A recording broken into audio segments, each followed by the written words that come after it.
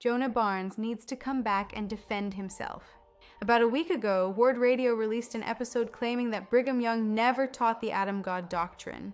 The episode featured LDS author and apologist Jonah Barnes, and for an hour the host framed Brigham's most controversial teaching, that Adam, the first man in Garden of Eden, and God the Father are the same being.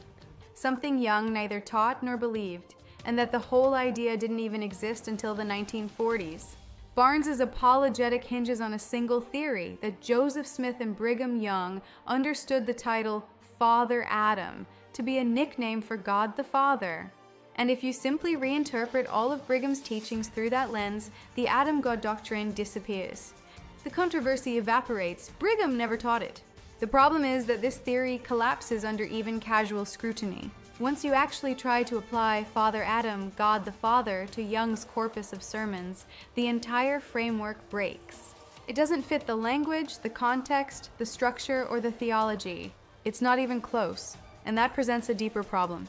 When everyday Latter-day Saints encounter the Adam God material, and many eventually do, and they're told by apologists that Brigham never taught it, that becomes a kind of spiritual time bomb. Some will accept it and move on, but others will investigate. And when they discover that the apologetic doesn't match the historical record, the feeling that follows is not faith strengthening. It's betrayal, it's manipulation, and it's completely avoidable. So either Jonah Barnes never actually tested his theory against the abundance of historical evidence we have, which would be sloppy work for someone presenting himself as a scholar, or he did know it didn't hold and chose the selective apologetic anyway. But it gets worse. After a small amount of pushback on this platform, nothing like the backlash you'd expect for someone to nuke their account, Jonah Barnes deleted his entire X profile. Within hours, the reason became clear. Radio Free Mormon released a special episode Friday night, meticulously detailing that the research behind Barnes's apologetic was actually taken from a 1988 paper by Eldon Watson. And Jonah did not properly attribute it at all. He presented the material as if the ideas and findings were his own. That is plagiarism, full stop. There is nothing wrong with building an apologetic on someone else's research as long as you say so. But Barnes didn't. And the way RFM laid out the comparisons, the structure, the language, the parallels, it's too much to dismiss as ex-Mormons attacking a faithful apologist. Radio Free Mormon is an attorney, and for 2 hours he prosecuted the case. If I were on the jury, I'd convict. But there was one thing missing from that prosecution: the defense. RFM made his argument. The audience served as the jury. But Jonah Barnes was nowhere to be found. Not a statement, not a rebuttal, not even an explanation. Just digital vapor where his X account once stood, and that's the problem. Jonah Barnes owes his readers, his defenders, and the Latter-day Saints a response.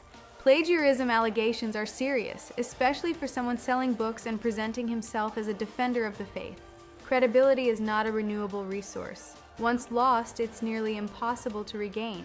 The saints deserve apologists and influencers who tell the truth, even when it's messy, even when it's complicated, even when the history is difficult. What they don't deserve is sleight-of-hand selective framing and borrowed research passed off as original work. Now is not the time to run, Jonah. Now is the time to stand your ground. Come back, explain yourself, defend your ideas. Do it for the people who bought your books. Do it for the people who defended you. Do it for your own integrity. Because silence is not a defense. And right now it looks like guilt. I don't know who you are. I don't know why you haven't subscribed. But what I do have is a very particular set of podcasting skills. Skills I've acquired over a very long career. Skills that make me a nightmare for people like you. If you click the like button now, that'll be the end of it. I will not look for you. I will not pursue you. But if you don't, I will look for you. I will find you. And I will kill you.